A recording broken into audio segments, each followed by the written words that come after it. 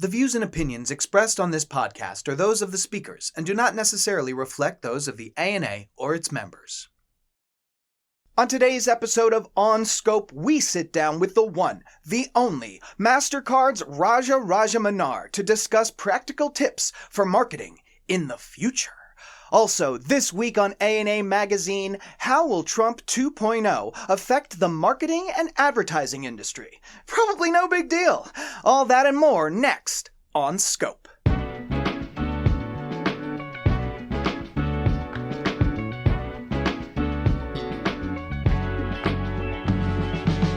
Welcome to On Scope, the marketing podcast brought to you by the ANA and powered by Odyssey, a leading audio streaming platform. You can listen to all of your favorite podcasts, music, and entertainment on the Odyssey app. I'm your host, Mike Berberich, and with me, as always, is the producer of On Scope, Ryan Dinger. Ryan, how you doing today, buddy? Mike, I am doing fantastic. It's another great day for the show. We remembered to read the sponsor name this week. You introduced yourself. Things are happening, my friend. Things are happening. Leaps and bounds, all right? Leaps and bounds. Yeah, everybody, you're watching a work in progress.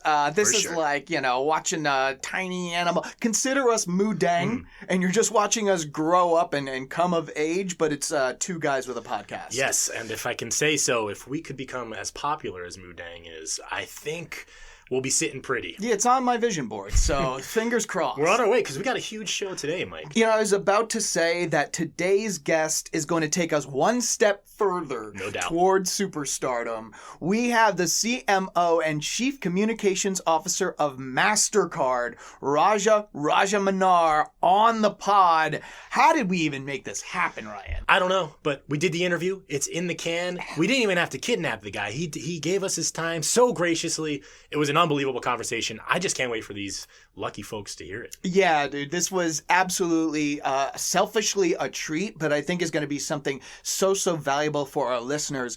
But as usual, I'm getting ahead of myself. I'm getting excited. I'm easily excitable. We love that about you, by the way. Well, thank you very much. I consider it pretty endearing.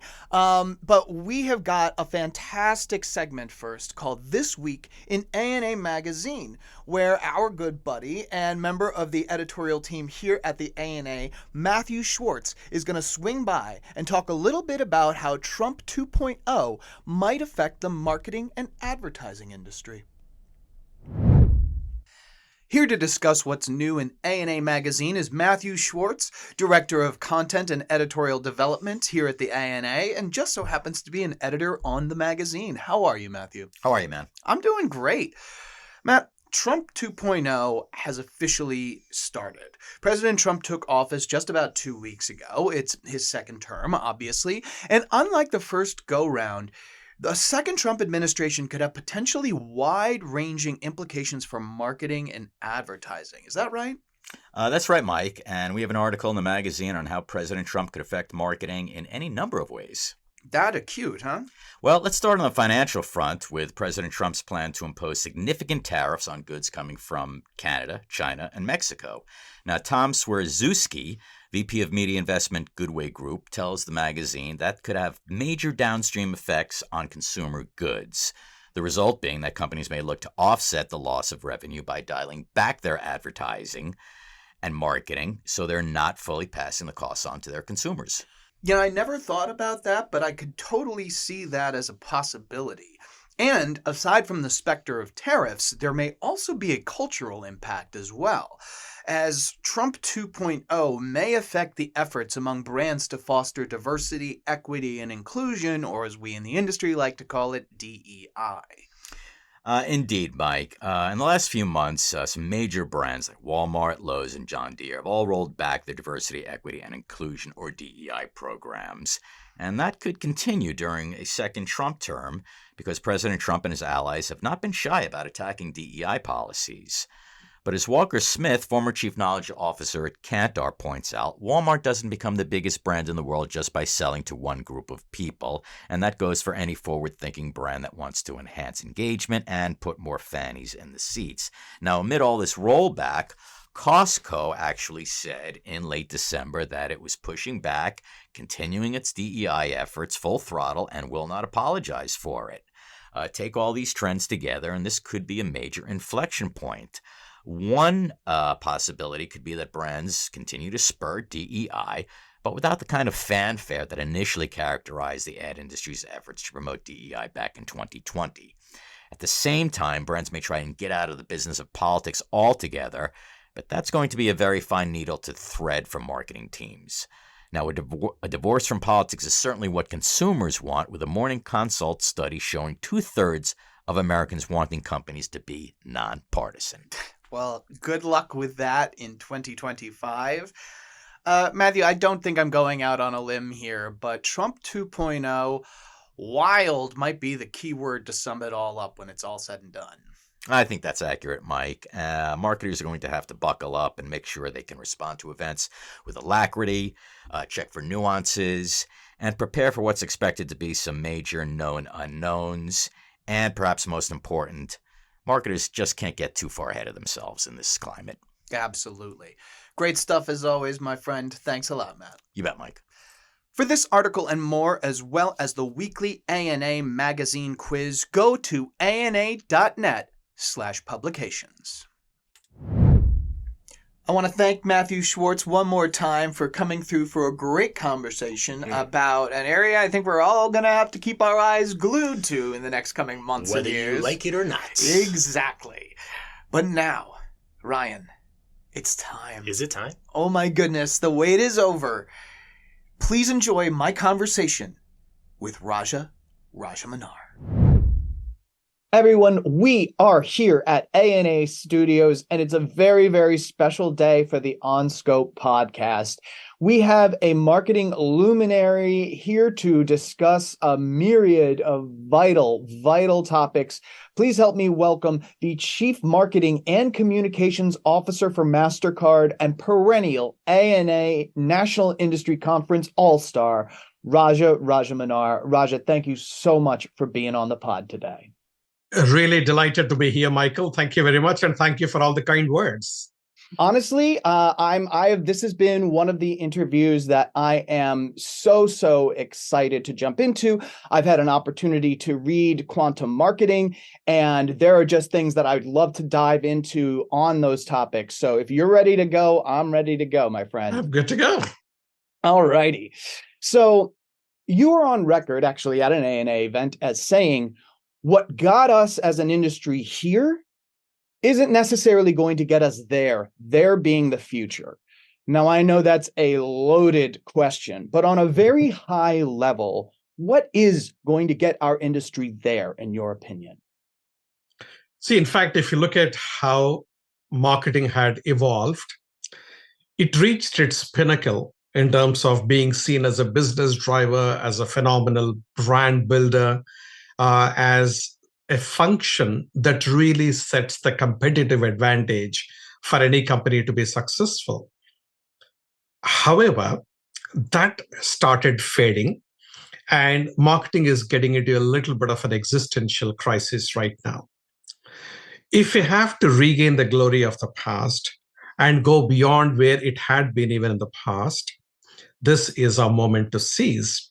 And what will get us there is simply the truth that when technology is becoming extremely sophisticated, the competing field between companies, big and small, it sort of gets leveled. A large company will not have any advantage because of huge size or budgets or scale. Even a tiny company, if it can afford $20 a month, has access to some of the cutting edge technologies.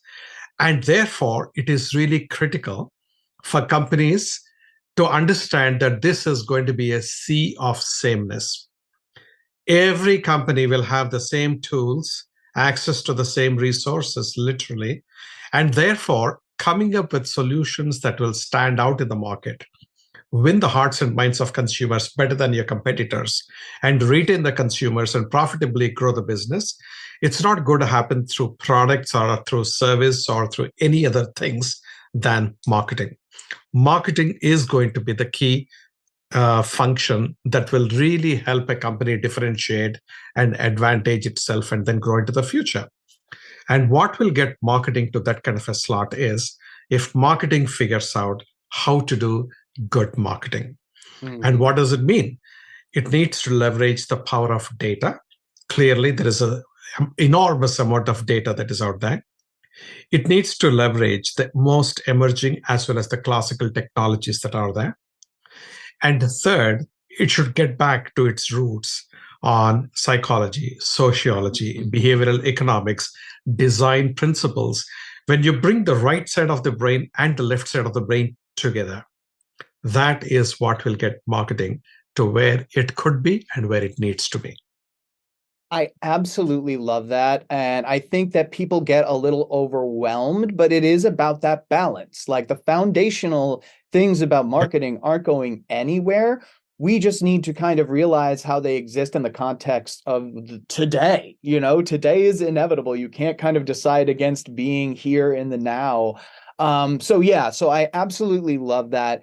And so I think you set up the stage for that kind of high level of where we need to be focused. I'd like to drill down a little bit, specifically with one of the most compelling parts of quantum marketing was actually, I believe it was the last chapter about the quantum CMO.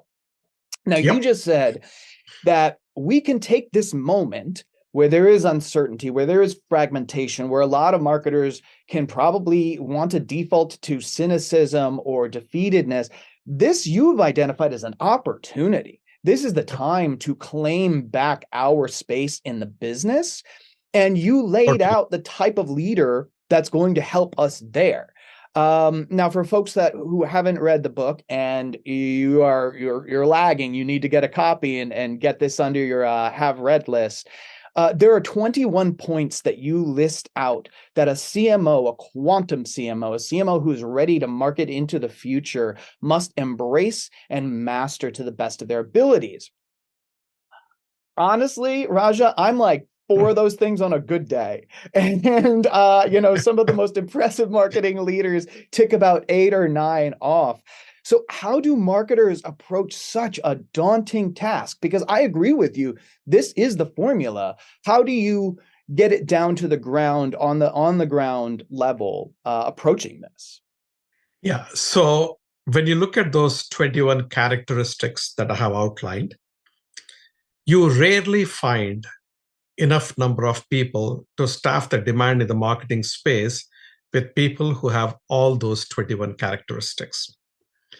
And it doesn't have to, however, feel overwhelming and daunting, because the whole concept is even if you are not as an individual having all those characteristics, your team collectively should have all those characteristics and be cohesively operating, which means there are some people who have got certain aspects like quantitative understanding, the numbers, how the company makes money, what are the drivers of revenue, what are the drivers of margin, and being able to correlate the actions of marketing department to the results of the business.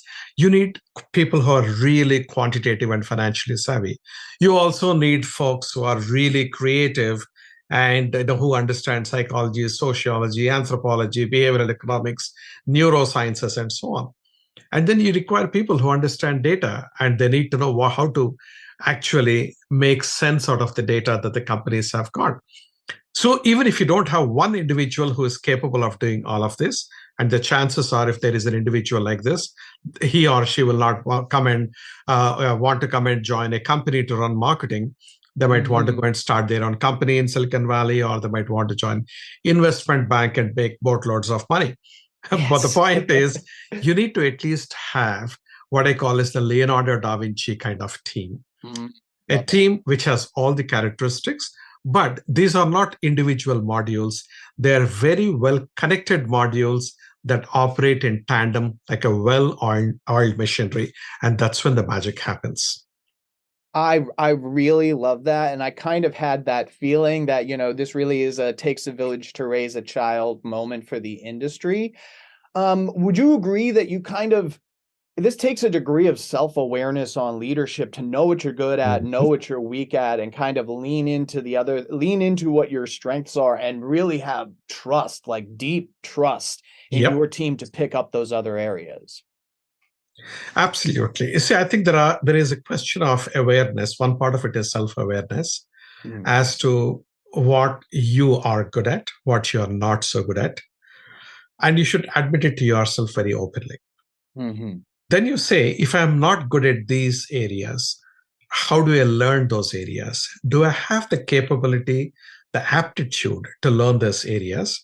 Or should I actually get somebody who can complement me on those areas? And this is something which we have to do, and that's very, very critical.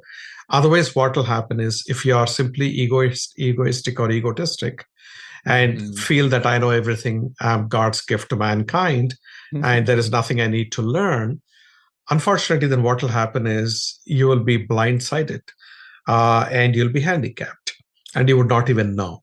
And that's going to be disastrous both for you as an individual as well as for your company, because you're depriving the company of having that kind of a superb mix of talent and competences. This is one level of awareness. The other level of awareness is to really understand from your team what they are good at, what they are lacking. And are they structurally enabled to work with each other in a beautiful way? It's not just sufficient. And why I keep emphasizing about those who have to work together like the gears in a machine. They have to be really plugged in with each other and move in tandem and then deliver. That's very critical, basically, because you might have people who are very, very competent in their respective zones or areas, but if they don't come together and start working in tandem, you've got three independent modules which are living on three different planets and doing no good for the market. So structural enablement is very critical. But also that structure has to be filled with people, not just with competencies, but also a cultural aptitude and a tendency to be collaborative. Otherwise, if they are lone performers, if they are lone hunters, it's not going to cut. Particularly for larger organizations, that's going to be very, very critical. The third level is an awareness of how marketing and communications are perceived within the company. What I've seen is with many of the CMOs who are my peers, and I keep talking to them informally multiple times, they bemoan the fact as to how underappreciated they feel. Underappreciated by the CEO, by the company, by the board, by the CFO, by the rest of the C-suite. Many of them feel that probably marketing is a waste of time and waste of money, and which is much better deployed elsewhere. That's a sad state of perception at many companies, which is what is also part of the problem, which is how do you rebuild the stature of marketing as a function, the gravitas of the function, demonstrate clearly the quantitative effect of marketing on the rest of the business and how it is actually driving. And that actually requires a different level of organizational awareness to be able to see things, acknowledge that they exist, and not run and hide, but actually start evangelizing your function and to make sure that marketing is appropriately marketed within the organization. Yeah, that last part is so important because, you know, we're going on this journey of evolution and new skill building, and to do all of that work and to become that much of a systems thinker only to be thought of as sort of the arts and crafts division of your organization is really, that's a tough thing. So yeah, I'm so glad that you brought that up. And we're going to be diving into how marketers can activate some of the key pillars that you identify in your book, Quantum Marketing, right after this. Right. You know what? I've been thinking lately. Yeah. Dangerous, but true. Can be. And, you know, there is just such a treasure trove on ana.net that I can access anywhere in the world. You know, templates, training, insights, resources, videos. Great podcast episodes. I'm just going to tell you that. But, you know, sometimes you just need to be in the room. Yeah. to really get the full effect and really bring in those insights and internalize them, you know? I feel like ANA offers an opportunity to do just that no one in the industry can come close to competing with. And I'm just going to say it. I said it. Does all this sound like something you'd like to be part of, I Ryan? am very intrigued. Tell me more. Okay, well, you can be in the room where it happens with global marketing trailblazers at our must-attend conferences. You can network. You can brainstorm. You can swap big ideas with your fellow marketing visionaries and leaders.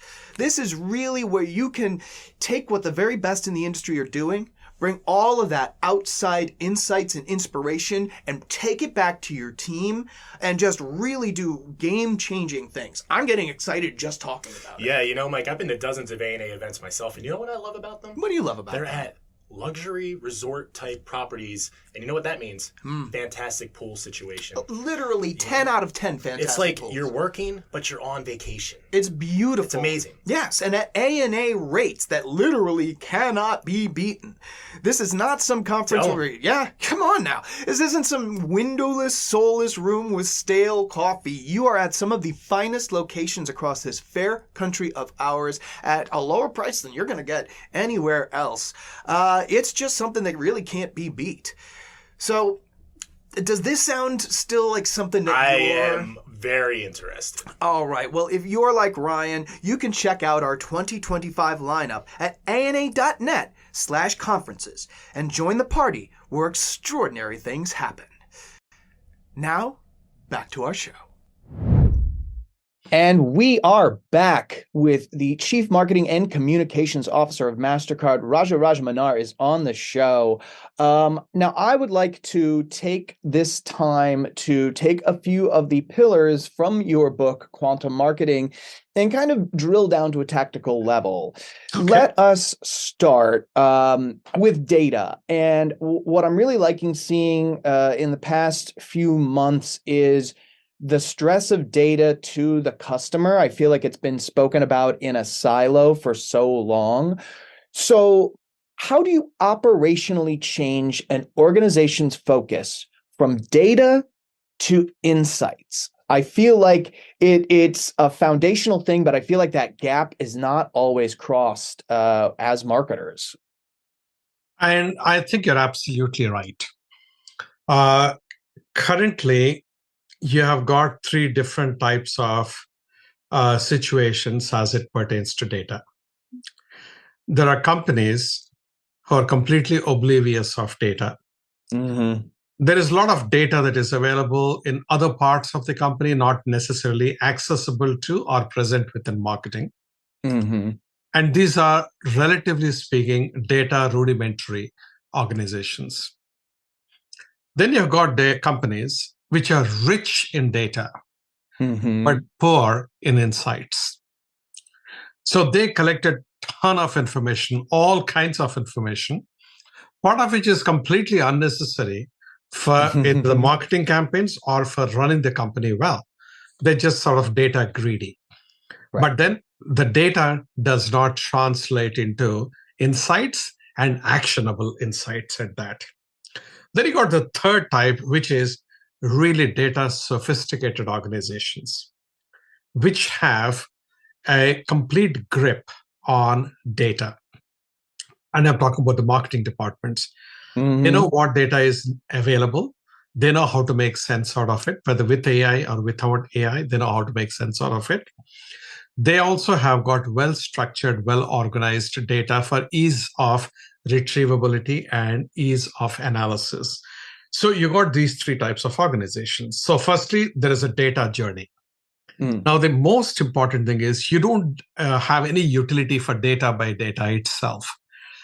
Unless you make sense out of it, unless you get insights that are actionable, the data is completely useless. If not, it is even a liability than anything else. So the bridge from data to insights is rather long for most of the organizations at this point in time to cross. And you have got now, more than at any other time, a person who is not sophisticated in data can actually get AI, analyze the data, come to some pattern recognition, come to some insights, and then share. Now, today, for example, at a very base level, Excel spreadsheet is a good data analytics tool. Some people use that quite well.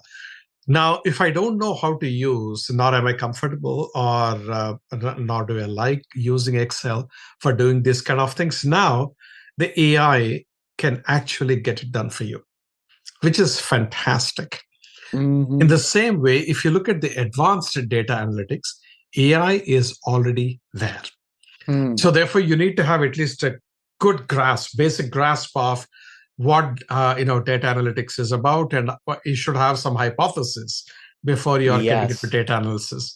So this is how I would look at it. But unfortunately, I think marketing is one function which is woefully lacking in this across a wide swath of companies. Yeah, I mean, there are so many points that you just touched upon that I'm just so glad our listeners are getting the opportunity to hear. I think that unless, like you said, unless you yourself are very versed in analytics, I think AI does an incredible job of leading you from data to observations. But that observations to insight, that hypothesis that you say that I use all the time, that really needs to be the human touch, unless you are so gifted with those tools that is part of your inherent craft. I think that leaving strategy up to AI is an incredibly dangerous thing, even as far as analytic AI has evolved throughout the years. But this actually leads me perfectly into my next question. So thank you for the brilliant segue. The way we wrap our heads around this data, the way we take those oceans and turn them into those observations that we can actually work with is through the MarTech stack. Now, how do brands without endless budgets manage the breakneck change of the MarTech industry? How do companies that can't just throw money at their problems stay on pace with this industry? See, that's been one of the big advantages of the developments that are happening in the world of data and data analytics. In the past, for example, without having personally identifiable information, you could not really do a whole bunch of analysis. But today, you can do extremely sophisticated level of analysis and do personalized marketing without PII. It almost seems like contrarian, but that's exactly what it is. That's number one. Number two, technology has developed so much that it has become much more accessible to people across the entire spectrum of budgets. So whether you have gigantic budgets or small budgets, it is accessible and affordable. That's number two. Number three, what I would say is this is almost becoming an existential requirement. If you don't know what you have to target with and to whom and at what time, your campaign efficiencies and effectiveness will be shrinking very badly, particularly when everybody else is using these and you're the one who is not using it, you get left behind. And this is where I quite like, I don't know who has said this first, but I quite like the saying that AI will not eat you up or eat your job up, but people who know how to use AI, and if you don't, they are the ones who will eat you up. So 100%. From that point of view, this is very important that you have to keep yourself abreast of all these developments. And you also raised a very important point. The rate of change in the space is absolutely mind-boggling. Yes. And I today spend about 5 to 6 hours every single weekend learning something. Still, I feel, my God, I'm getting left behind. And the rate of speed with which things are changing, it's absolutely crazy. So again, it cannot be one individual who learns everything. You have to divide and conquer. So you need to have your team members equally inspired, equally motivated to be able to pick up the latest and the greatest in terms of various technological developments, data analytics developments, or developments in the science of psychology, sociology, and those kind of areas.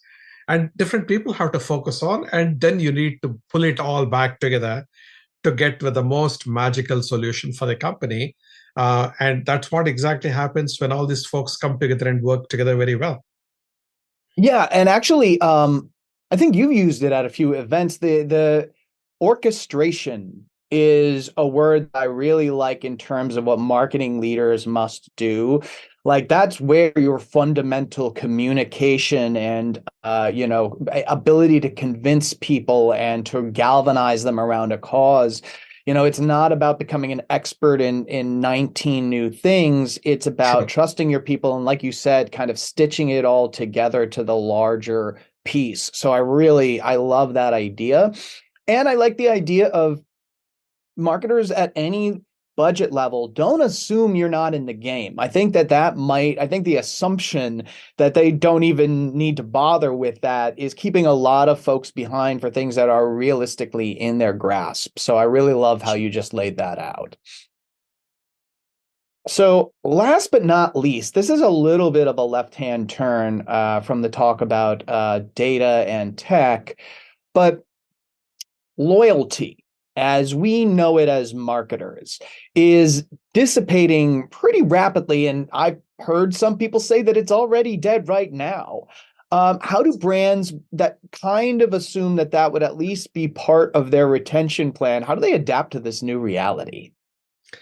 So I would say that loyalty was never alive to begin with. Okay, it's not that it's dying or it is dead. It was never alive to start with. There you have it, folks. And the reason why I say it is very simple. Lots of studies have shown that people in their personal lives are not hardwired for loyalty. Whether it is in their marriages or in the relationships, call it whatever. Now we come along as marketers and say, you know what, we are running a loyalty program. We give you 1 mile for every dollar you spend, or 1 point, or we give you you come 3 times and you get 10% off of something, and assume that consumers are going to be loyal to us. It is the biggest fallacy. Right? And if consumers are not loyal in their personal lives, it is not just simply feasible for consumers to be loyal to brands which rank so much lower in their lives than their personal relationships. So true. That doesn't take away the fact that we need to have customer stickiness, customer retention, customers renewals. This is very critical. And the way you approach it is with a completely different, radically different approach, which is all about preference management, which is essentially influencing and nudging the consumer in favor of your brand when they are at that moment of making a decision, of a purchase decision or making a decision. That's when you need to be present on the one hand. You need to give them the right motivation and nudge as to why they should come to you as opposed to go to somebody else. And that's going to require a totally different MarTech stack that manages preference management programs or platforms as opposed to loyalty programs and platforms. So this is the thing I would say. And unfortunately, at the industry level, collectively, more than $1 trillion are spent just on loyalty programs every year around the world. There's a global number, which is a complete waste of money.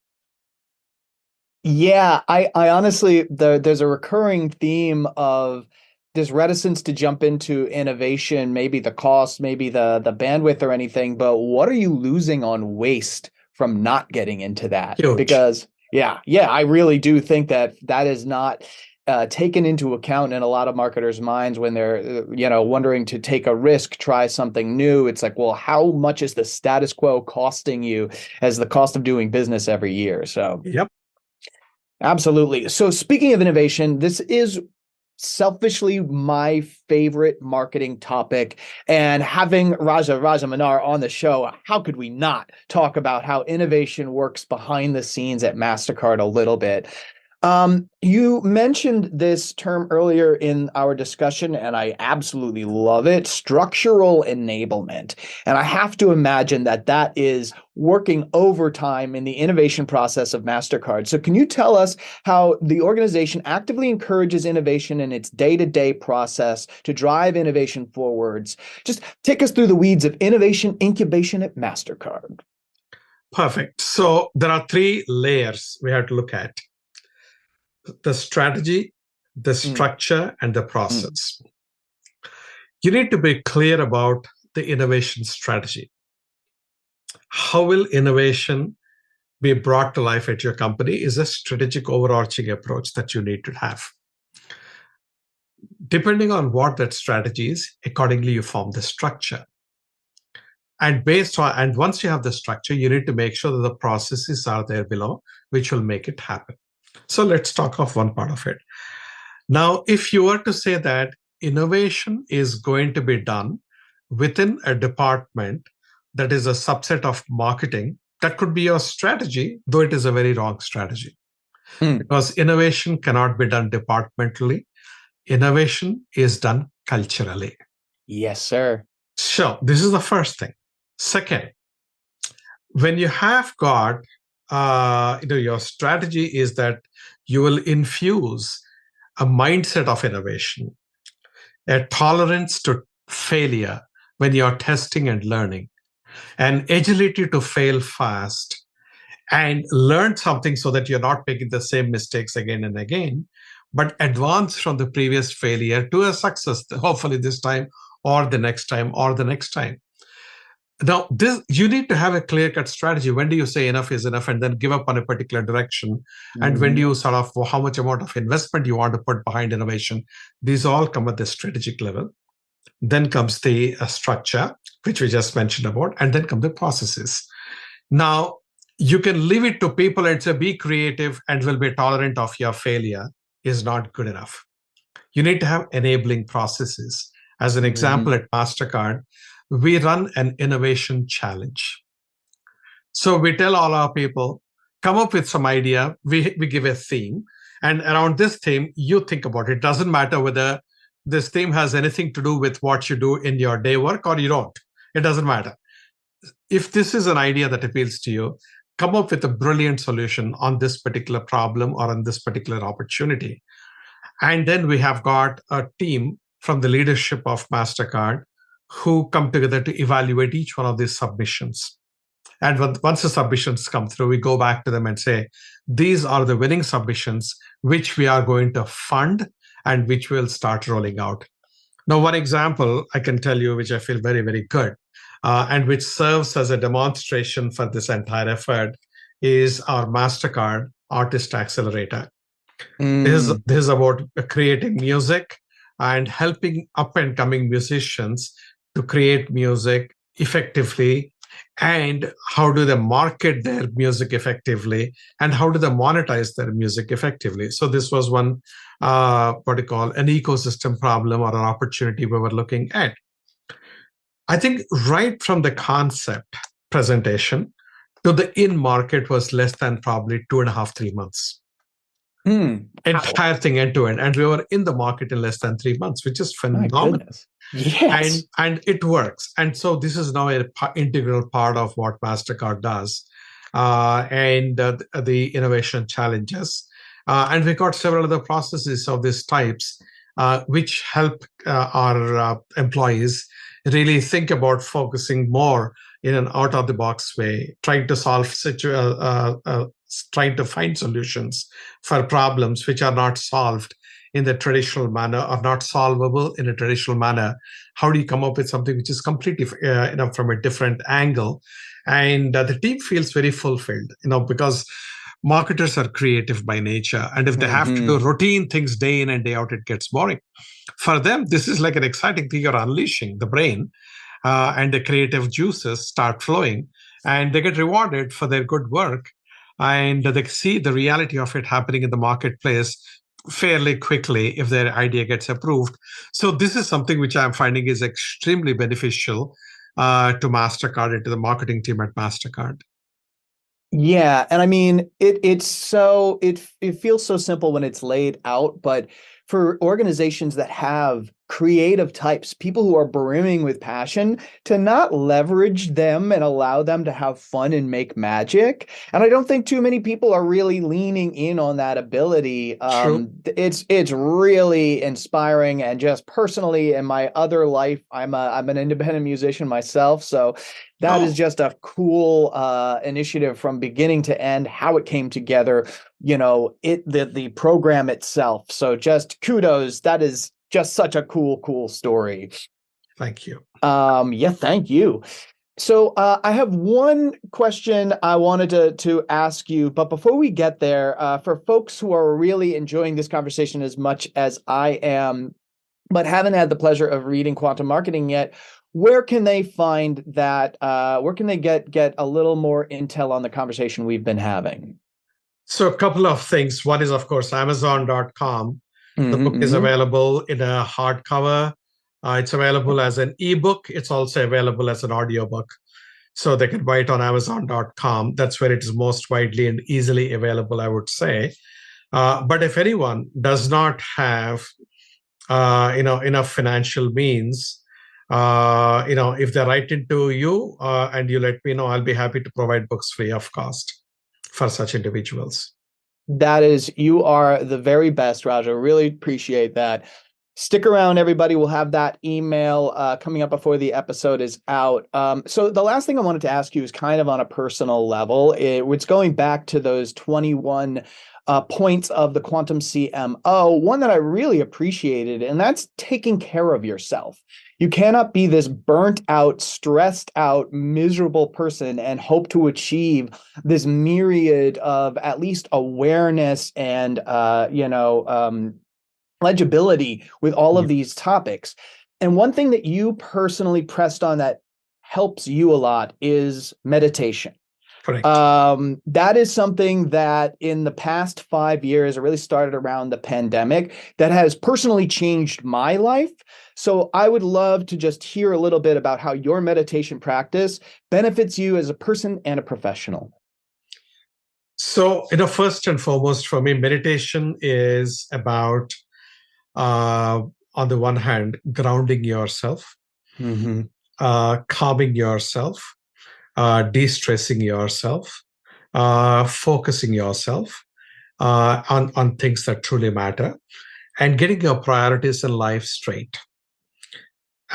Meditation actually helps quite a bit from all those angles. And I have been doing it now, and I do it both in the morning and most of the nights. Also, I do it during nighttime. Otherwise, mornings, I don't miss them at all. Mm-hmm. And how it has benefited me is, with all the kind of stress that you can have in your workplace, this is a fantastic way to not get stressed about. Yep. And then all of us as executives in various organizations, stress is a way of life here. Unless you're in a place like Bhutan, where they say it's all about happiness and nothing else matters, which I think is true, but we are not there. The point Right. is, in real corporate life, stress unfortunately comes as a given. And to manage it and to keep it at bay, it's very important to have meditation. I also find that meditation helps me from a creativity perspective. Mm-hmm. It makes me sort of break away from the regular patterns and think about out of the box solutions, make new kind of connecting the dots. And that's something which I find is enormously helpful. The other aspect is from a focus point of view. When you focus on something, you can accomplish a lot. When you diffuse your focus and you're distracted, you just spread yourself on 20 different things, nothing gets accomplished, either with a high quality or good depth. So one of the things meditation also helps is to really maintain that focus and to also discern whether a particular item deserves the focus or a particular topic deserves the focus or it needs to be just defocused. I think it helps at so many levels, and you're right. It's not just at a professional level, but even personally, it's a huge thing. In fact, the professional and the personal lives of people are so intertwined in this day and age, right? Because most of the time that we are awake, we actually spend at work or pertaining to work. If you think about it, if an average human being is sleeping for 8 hours, you got 16 hours. Out of 16 hours, you're working at least for 8 to 10 hours. And then you got the commuting and everything else. So you're spending more time on work in your life than on anything else. So from that perspective, it's very critical to realize that as an individual, you cannot compartmentalize your life totally. So your work and your personal life are both quite intertwined. If you're happy in one, hopefully it leads to happiness in the other sphere also. But meditation cuts across all the spheres and gives you that balance, that grounding, that focus, that clarity.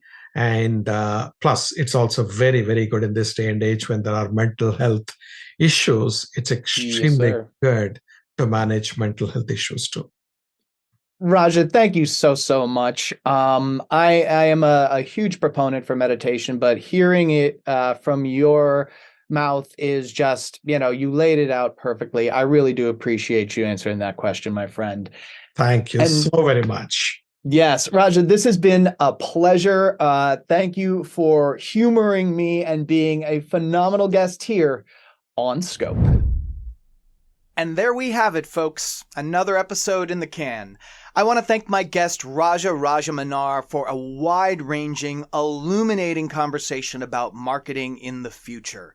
It's very rare for somebody of Raja's stature to break marketing down and bring it to the ground level, so I hope you found this conversation as valuable as I did.